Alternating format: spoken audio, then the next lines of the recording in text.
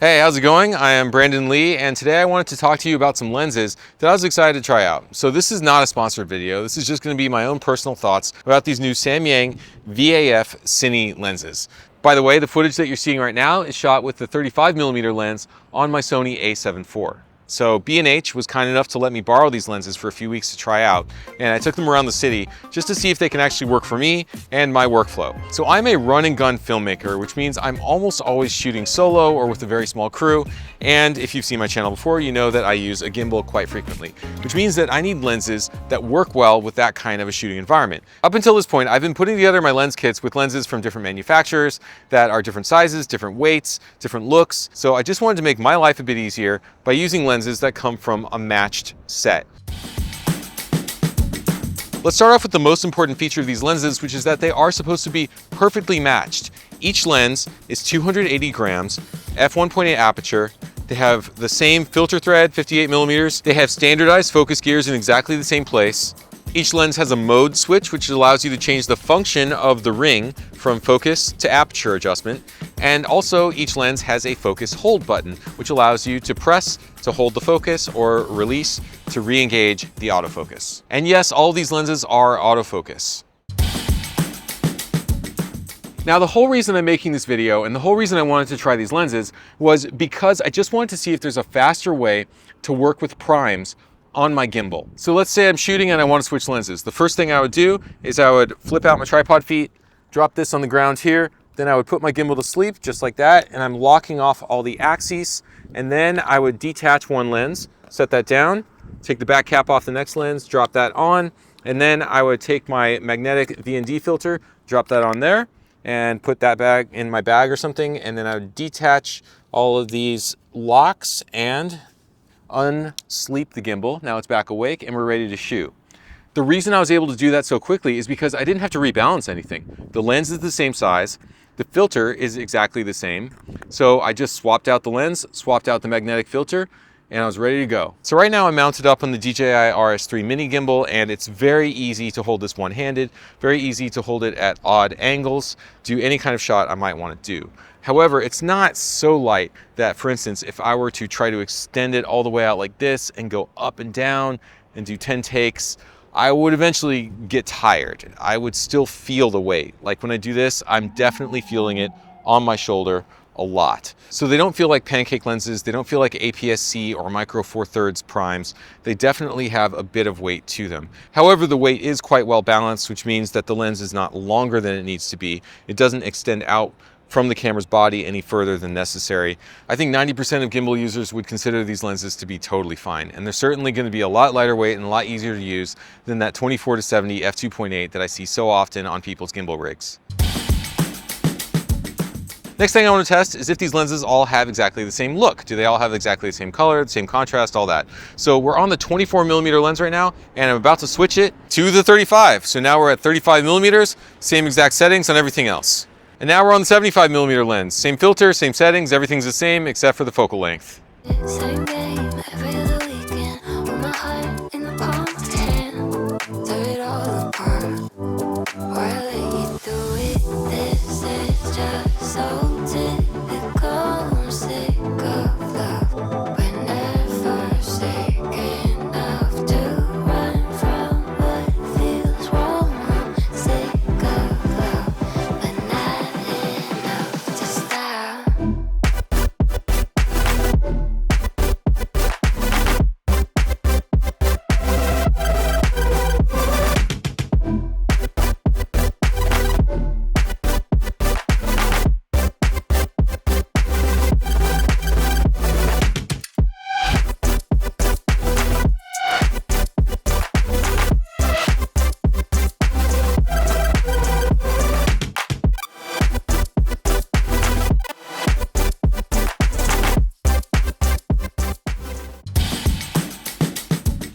Now we're going to talk about an aspect of these lenses that a lot of people consider to be the weakest, which is the autofocus.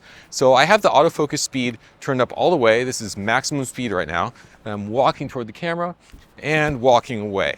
We have the 24mm lens on the camera, and you're seeing how it performs when I turn around and then run back up to the lens. Additionally, I did a few more tests at home so you can see the performance of the Samyang lenses versus the other lenses in my kit.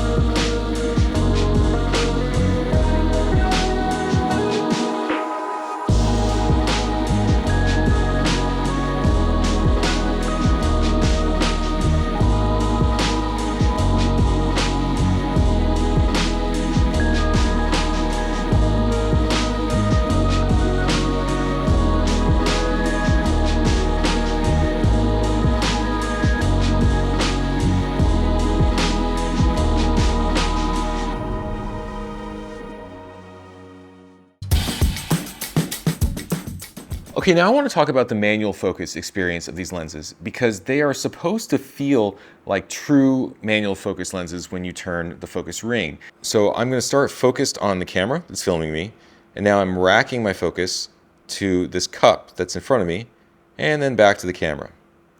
Okay, so that worked just fine going nice and slow, but let's try going a little faster. So I'm going to turn this ring faster, and then turn it back, and I noticed that if I whip the focus ring, if I go really fast, then even after I've stopped pulling focus, it continues to drift a little bit.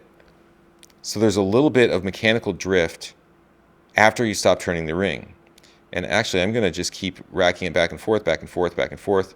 What I just noticed is that now, after I've sort of played around with the ring a lot, I can't focus on the cup anymore without moving this front hand like that. See, now I have to rotate my wrist, which means my focus mark has moved.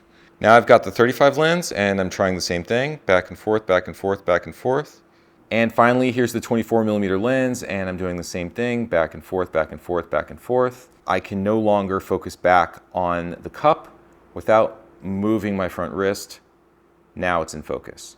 So I can definitely tell that the focus mark is shifting because I'm having to move my wrist in order to hit those focus points. So that's pretty disappointing. As far as I can tell, these lenses aren't any more accurate than your average fly-by-wire lens in manual mode. So if manual focus was one of the major selling points for you of these lenses, like it was for me, then I can't recommend them for that.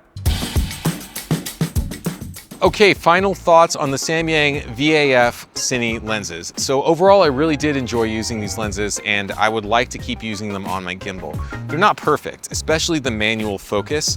I don't get a truly linear feel from that manual focus and that does bother me because that was sort of a major selling point. I didn't get a chance to test out the manual focus adapter, which is supposed to give you a better manual focusing experience with hard stops, but I don't think that adapter lets you use normal filters anymore. I think you have to use a 95mm matte box in order to add filters in front of it. So that's not too practical for run and gun shooting. That's not really the way I want to operate. Usually I don't use a matte box at all.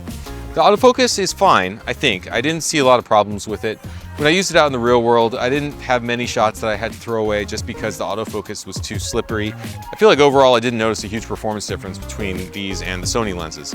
Now, I didn't do any clinical tests, I didn't do any lab tests with them, so I don't know if they actually do perform differently in the autofocus department. I'm just going by my gut feeling after walking around and shooting various different subjects with them. There is a rumor of an upcoming anamorphic adapter that might go on the front of these lenses and use that electric contact on the front in order to interface with the lens and the camera. If that becomes a reality, I will definitely want to test it out because that would make this the most versatile cine lens kit in the world. So let's close out with a quick selfie. I'm using the 24mm f1.8 lens. Thank you so much for watching. I'm Brandon Lee. I do have a film school. Check the description of the video for Unscripted Studio. That's where you can learn more from me. And also please click like, subscribe, and that notification bell so you know the next time that I post a video. All right, I'm gonna get off this roof. I'll see you later. My online film school, Unscripted Studio, has all new lessons. In the Fusion course, I go in-depth into my techniques for mixing different cameras seamlessly. From mirrorless cameras to 360 cameras, action cams to smartphones, you'll learn creative ways to create shots and scenes that were impossible even just a few years ago. Each Fusion lesson takes you step by step from shoot to edit. And the new editing lessons are in DaVinci Resolve. And in the bonus lesson, Lighting in Motion, you'll learn how to mix LED lights for unique and dramatic effects. I've also added more shot breakdowns, which is where I sit down and give you all the details on how I make my best shots from films like the award-winning Morocco Arise and the action short Attack Jackie. These breakdowns go way beyond what I show on my YouTube channel. They are a deep dive into my filmmaking process, my technical choices, and my creative decisions, giving you the knowledge that you need to take your filmmaking to the next level. So click the link in the description right now and find out more about Unscripted Studio.